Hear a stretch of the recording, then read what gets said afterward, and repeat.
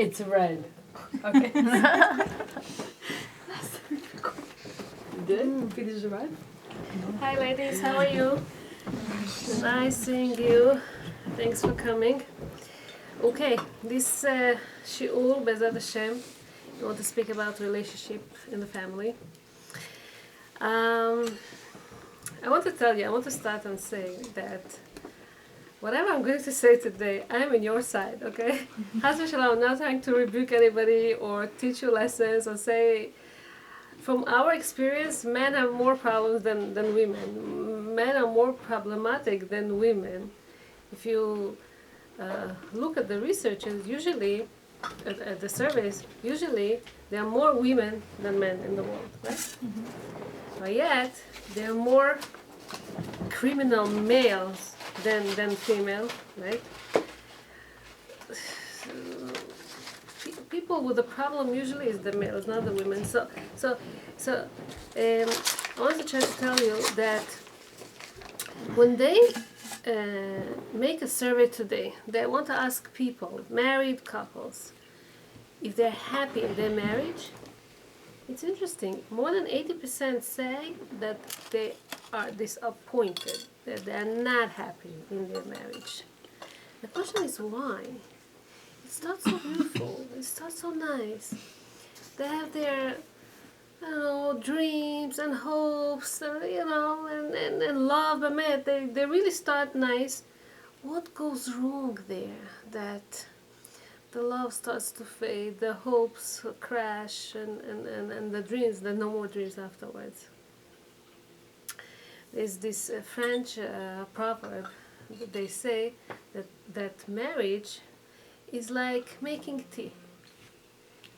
You start making tea. How do you make tea? You pour water into this tea kettle and put it on top of the stove, and it starts slowly warming up and boil. Once it gets boiled, you pour it into cups, and since the moment that you're pouring it into cups, it starts getting cold. This is what marriage says, this proverb, or I would say even people in the secular world, that once you get married, the love starts to cool off, you're not so excited anymore. It's a shame. Why did you get married? That's basically is the idea. So we know, it says in Masechet Yevamot, that men and women, why do they get married? They're missing something. And they found, he found in her something that is missing. She found in him something that she's missing, okay? They get married. Many times, she, let's say, comes from a very conservative home. A conservative home means she was a very homey girl. The parents wouldn't usually get out of the house so much, not to all kind of trips or vacations or Shabbatons or seminars or homey. That was me. And and she got married with this guy that they cannot sit in one place. They constantly go out, always like to look for vacations and I don't know, going out here, Shabbatot there. Huh? Once they get married, so he wanted very much a girl that's homey, sits home, you're calm girl, not always excited to go. But then after a while, she's like no motivation, and it bothers him, and whatever he liked in the beginning very, very much, he sees that it's not what he's looking. It could be the opposite, right? Mm-hmm. I'm just giving some examples. So the interesting thing is that before they got married,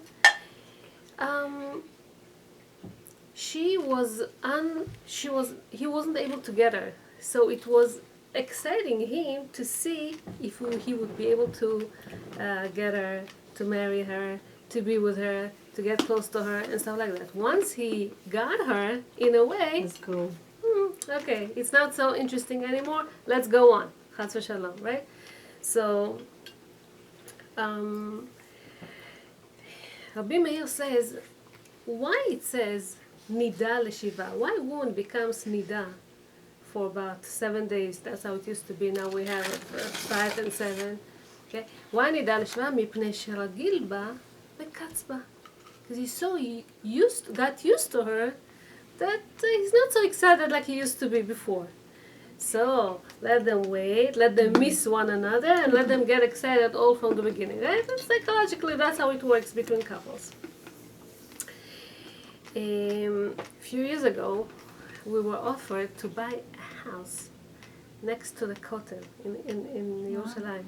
You know, this house was in the Jewish quarter in Jerusalem. From the Kettle, you see just a window.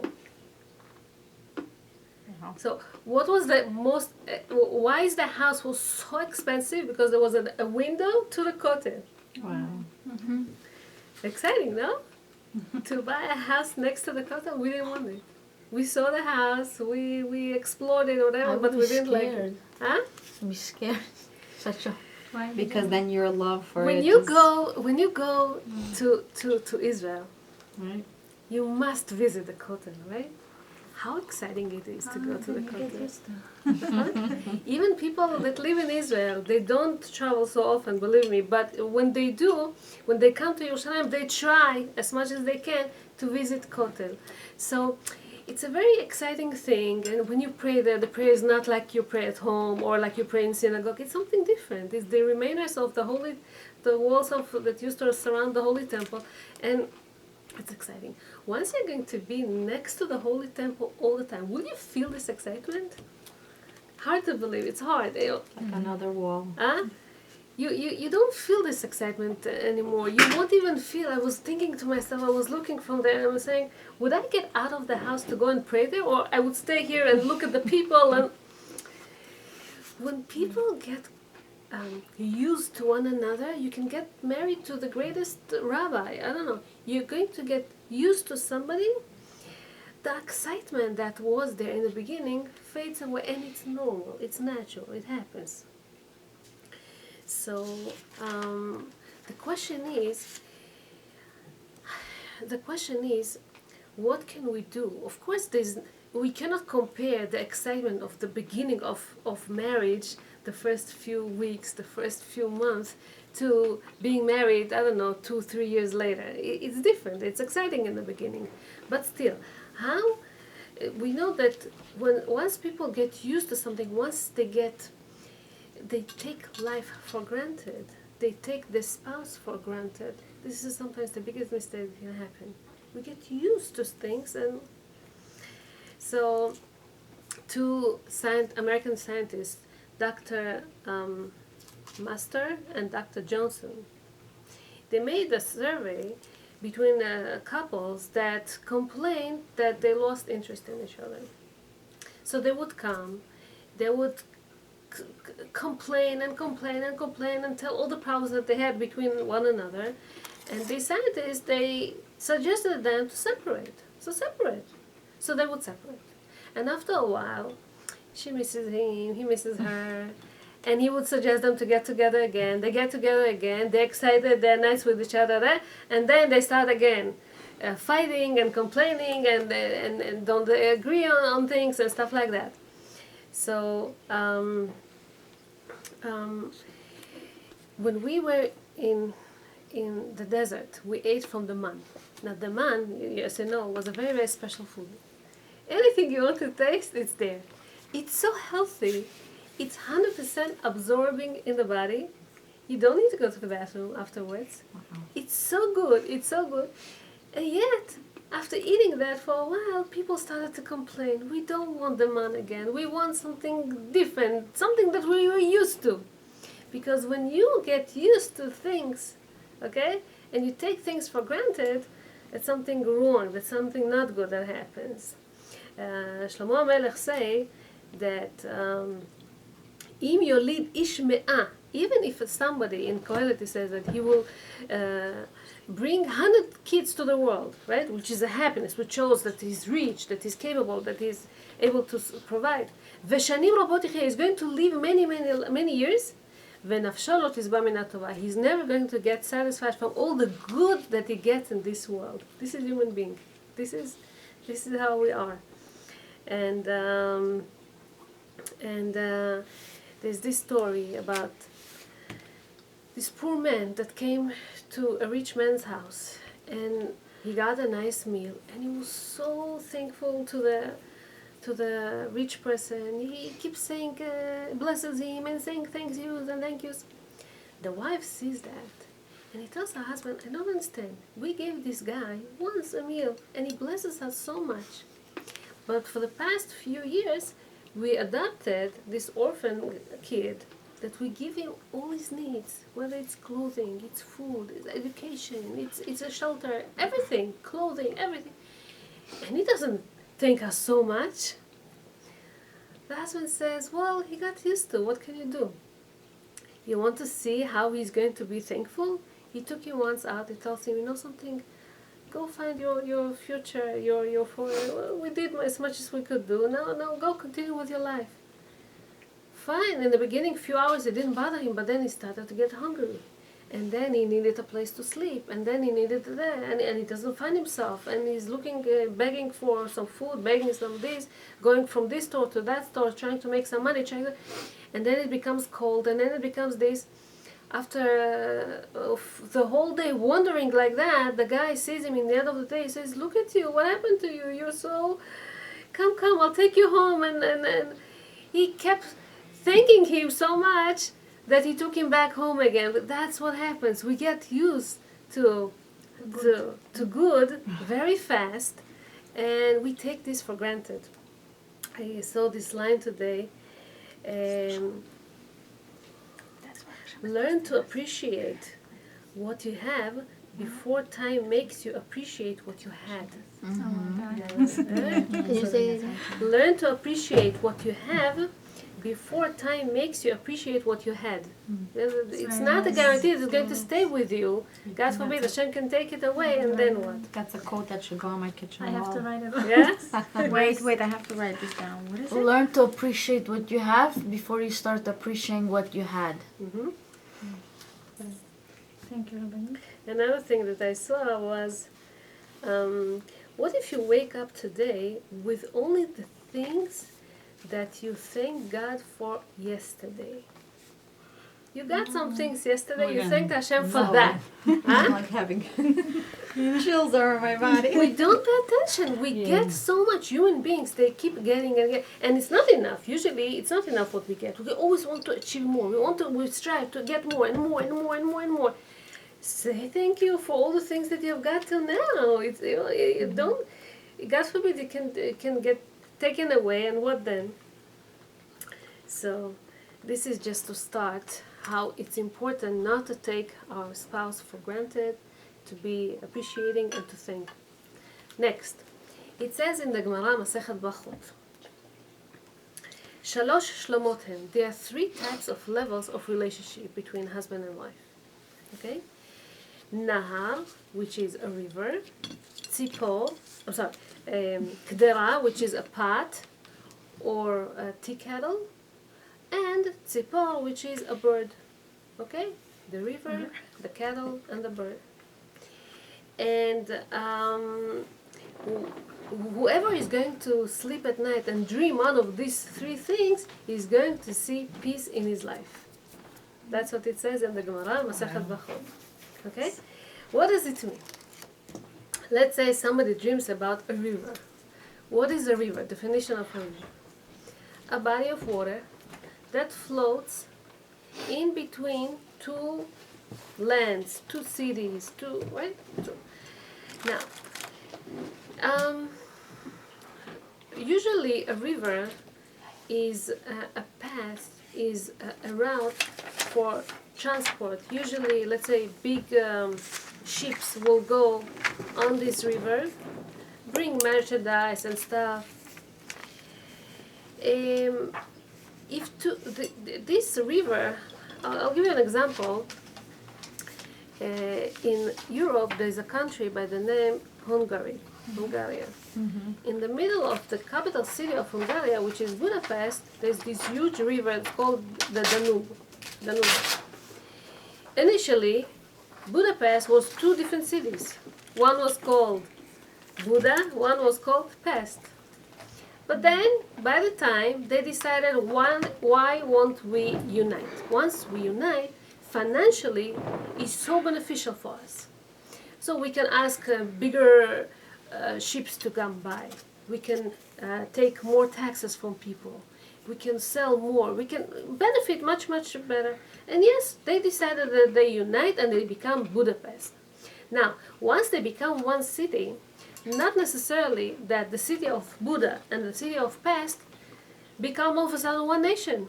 They have different cultures, they have different language, different dialect, different, I don't know, okay?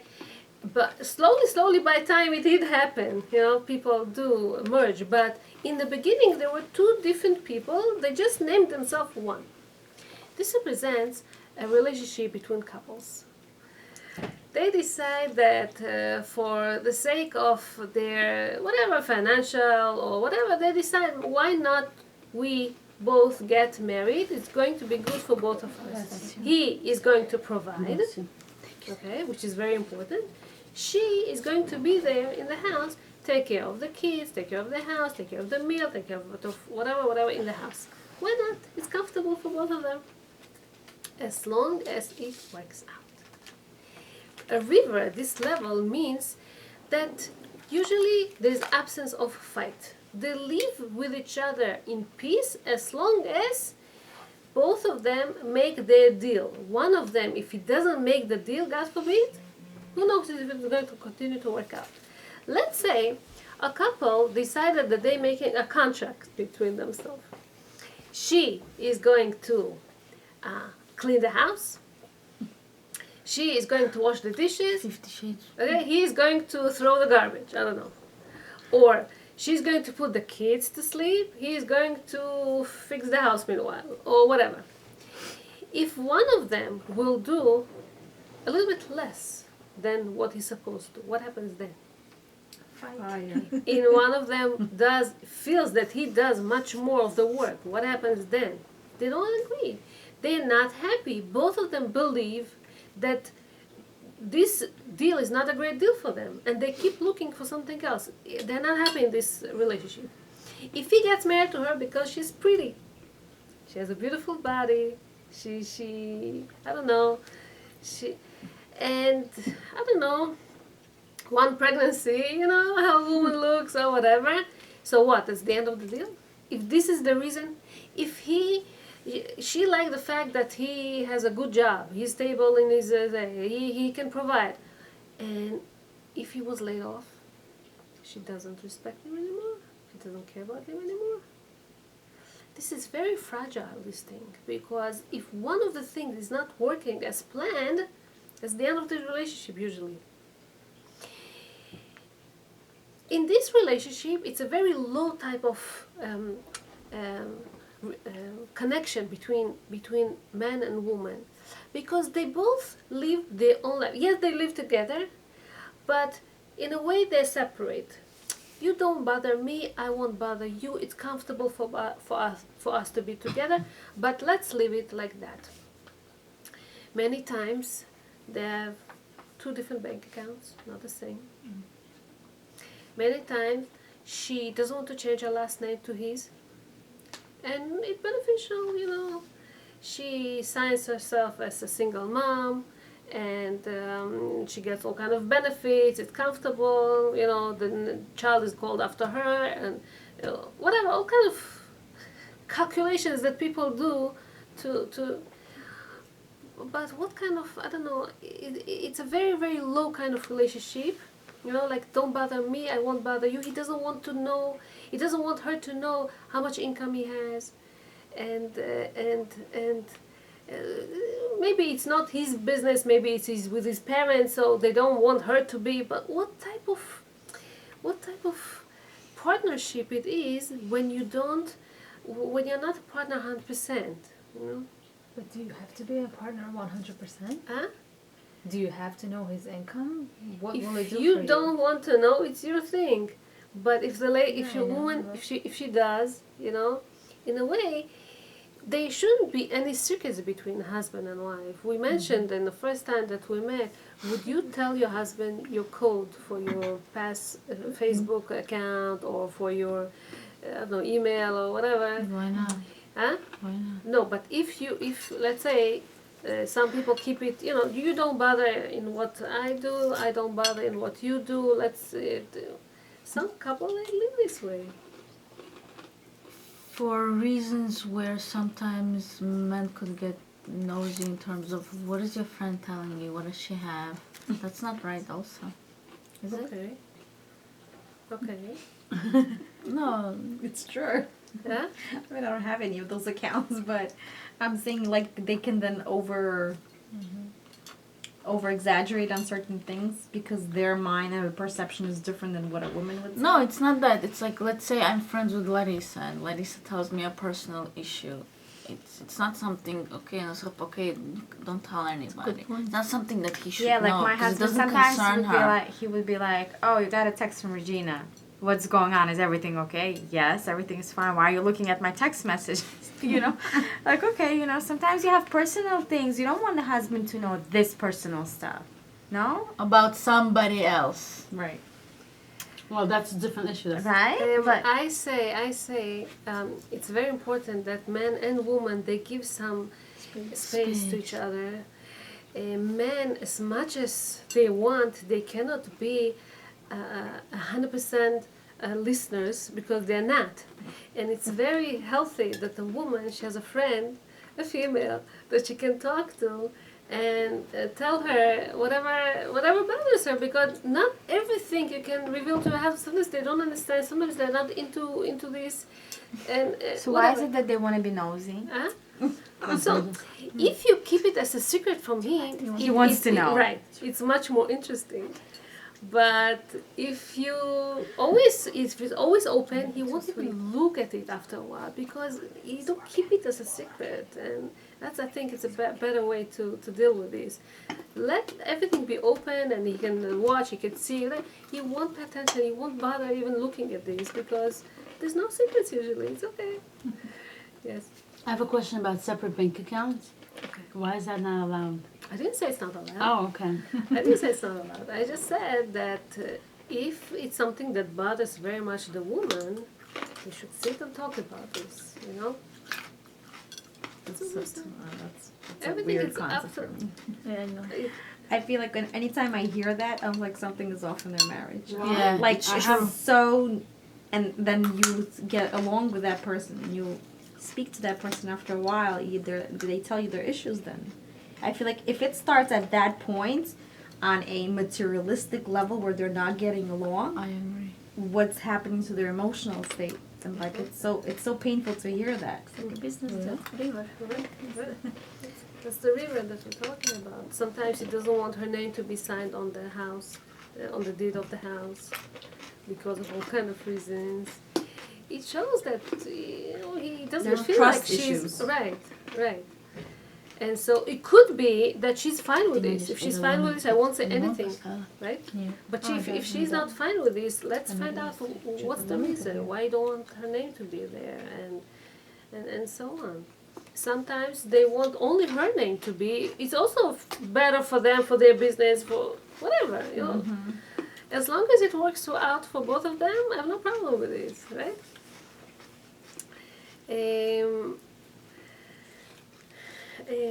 Okay. this is for the river. This is for the river. Okay. Hi. What do you see when you see? What What happens when you see bird? Wait. It's not yet. Okay. Ow. So, The last stage. Arthur and Milana, they got married about 2 years ago. It's fake names, of course, right? I'm not talking about real people. He's a barber, and she works in a salon, a women's salon. And they have a child, 2-year-old child, or 1-year-old child, baby. From the beginning, they didn't get along. It bothers her that he takes care also of women, not only of men. He's a barber. It's a unisex salon, I guess, or something. He's late. He comes very late at home, works weekends and stuff, and all kind of women are calling him, and it bothers her. And he's not there when she needs him, and so she, to fill up her needs, she has her own circle of friends, which he sometimes doesn't approve, doesn't like the friends that she's with, and all kind of advices that they give her, all kind of things that they tell her, and then I expose her to all kind of. Can you blame her? He's never there for her. So I don't blame anybody. I'm just saying that this couple, they live together, but in a way, Listen, very there's much a couple I know separated. that recently. Very much separated. They're not emotionally involved with each other. They are kind of emotionally detached from one another, and that's a very, very sad kind of relationship. And this is this level that I mentioned, this river, that only for some kind of a reason they got married with one another, and they live this way. That's it. So it says in Pirkei Avot something so strong. It says, "Ezer Yahava." There's all kind of levels of love. There is some love that is dependent on something. As long as he brings her money, as long as he gives her financial security, as long as that, she will respect him, she will take care of him, or whatever. Can I ask? Sorry to interrupt you. In most cases, there's a reason why you love this person. But if there's no reason why you love this person, that one reason, whether it's a materialistic or it's a character issue, eventually down the line, how do I say it right? If you don't have a reason, even 5-10 years from then, you have no reason to love or depend on this person, and then there's just there's completely nothing there. So it's better to have something. Look at this. I'll refer to it in a second. Look at these two differences of love that we have in Parashat Bereshit. It says that Yaakov Avinu, כתוב, ויאהב יעקב את רחל. He loved Rachel very much, and he suggested that he is going to work. He suggested to her father, to Lavan, "אעבדך 7 שנים ברחל בתך הקטנה." For your daughter, for your little daughter Rachel, I will work 7 years. If somebody loves somebody very, very much, will he work for her so long? First of all, he calls her in her private name, Rachel. He acknowledges her as a human being, that he loves her personality, Rachel, bitcha ktana. And then, because he's such he's such an inspiring man, such a special man, he's willing himself, and he gives the suggestion himself to wait, to work for her for 7 years. Somebody that has desire to somebody, can he wait for such a long time? So obviously there was love there, okay? But not desire. Desire is something that materialistic. I must get it, I must have it. As opposed to this, there is a love over there. It says about Shechem ben Hamor. You know the story about Shechem and Dinah. ויאהב את הנערה. He didn't even say the name of Dinah. ויאהב את הנערה, the girl. You love the girl. Okay? And he says, ולא החל הנער לעשות את הדבר. He couldn't wait even one day. He saw her as a very attractive young girl, right? You wanted to be with her, okay? He had a desire. He couldn't wait, and he had to do with her whatever he wanted to do. So this is selfish, not love, but desire, because he loved obviously himself, not the girl. If he would love the girl, he would approach her. He would make her feel good, right? He didn't think about her. He thought about himself. So we see about Amnon and Tamar. Amnon and Tamar both were the children of David HaMelech from different mothers, right?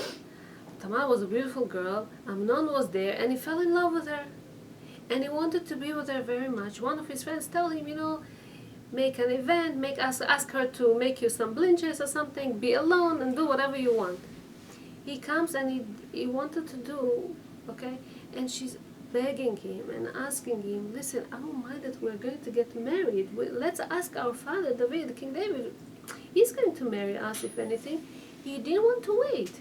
He wanted to do whatever he wanted to do. It says that right after he did that, he started to hate her. Hello? You just loved her? You fell in love? You were so sick of love that you couldn't stand one day without her? How come now you hate her? Because he didn't really love her. He didn't think about her. He loved himself. Okay, he had a desire for her. And once he did whatever he wanted, all of a sudden he felt bad about himself. He felt bad. He knows that he made a sin. Once he felt bad about himself, right, he diverted this hatred to her. It's because of her. She made me. He started to hate her. This is desire, ta'ava, as opposed to ahava, as opposed to love. Right? So this is when we speak about a river. Now we speak about a tea kettle or a pot. What does it mean? In order, a pot, what is a pot for? A pot Vessel. is, It's a vessel. it's a designed to prepare food, right? Usually, let's say you're going to in order for you to prepare food in the pot, you need to combine both power of fire and water. Okay? Let's say you're going to take a food and put it and soak it in water. What happens? Food is going to spoil. It's not going. You will lose the taste of the food. It's not going to work out. Let's say you take this food and put it on top of fire, existing fire. What happens?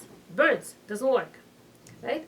So the pot is an mediator, something in between the food and the source of heat. So water have its quality to keep the warmth of the food, and fire creates this warmth. And in order for you to have an edible food, you need this pot. So it would be with tea kettle, the same thing. You cannot take cold water and spill it on top of fire. What will happen? Either the fire kills the water, vaporizes, whatever, or the water kills the fire. Two opposites cannot live together. Okay? So once you put this tea kettle, you put the water into the tea kettle, and this is what warms the food, the water. This is when you can enjoy a great cup of tea, right? Men and women are not the same. They're not supposed to be the same. They're in a way two opposites. How would they live in peace?